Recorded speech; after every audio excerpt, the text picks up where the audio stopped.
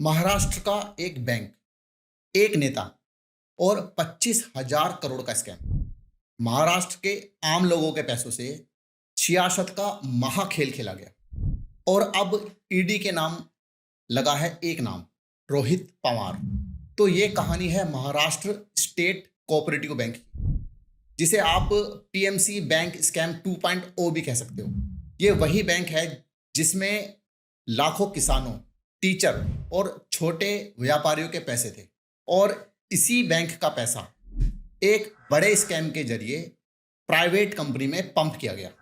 Loan के नाम पे ये पैसा दिया गया, लेकिन इसमें कोई सिक्योरिटी नहीं ली गई और वेरिफिकेशन भी फेक था और बोरोवर कंपनी भी डमी निकली।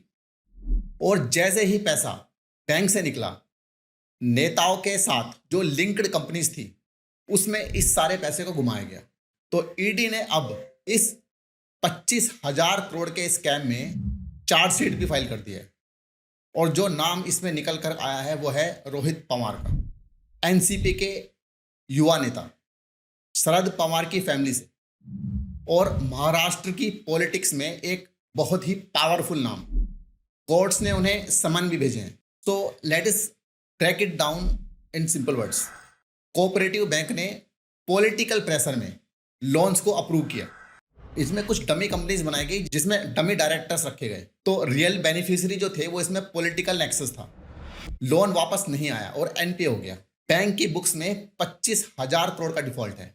एक रिटायर्ड टीचर ने कहा कि मेरी 40 साल की सेविंग इसी बैंक में थी और आप सुन रहे हैं कि नेता लोगों ने लूट लिया। वहीं पर एक किसान, जो कि किसानों के यूनियन के मेंबर भी हैं, उन्होंने कहा कि पवार नाम हो या पाटिल, पैसा तो जनता का गया है, एक्शन होना चाहिए, कोई प्रेस कॉन्फ्रेंस से काम नहीं चलेगा। अब बात करते हैं कि इसमें करंट स्टेटस क्या है। इसमें समन्स इशू कर दिए गए हैं पीएमएलए कोर्ट के द्वारा।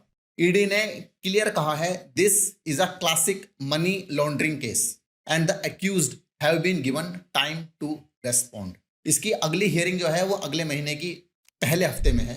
पर सबका सवाल एक ही है, क्या ये केस भी दूसरे स्कैम्स की तरह ठंडे बस्ते में चला जाएगा? जब आम आदमी 50,000 लोन लेने के लिए 3 महीने चक्कर काटता है, तो एक नेता 500 करोड़ का लोन बिना डॉक्यूमेंट के कैसे ले लेता है? ये एक बहुत बड़ा सवाल है हमारे देश में। जब बैंक में एक छोटी सी गलती पे आपका अकाउंट फ्रीज हो जाता है, तो 25,000 करोड़ का फ्रॉड कैसे इग्नोर किया जा सकता है? तो यहां सिर्फ बात पैसों की नहीं हो रही है, यहां बात हो रही है पब्लिक के ट्रस्ट की, जो कि हमारे देश के फाइनेंशियल सिस्टम में है।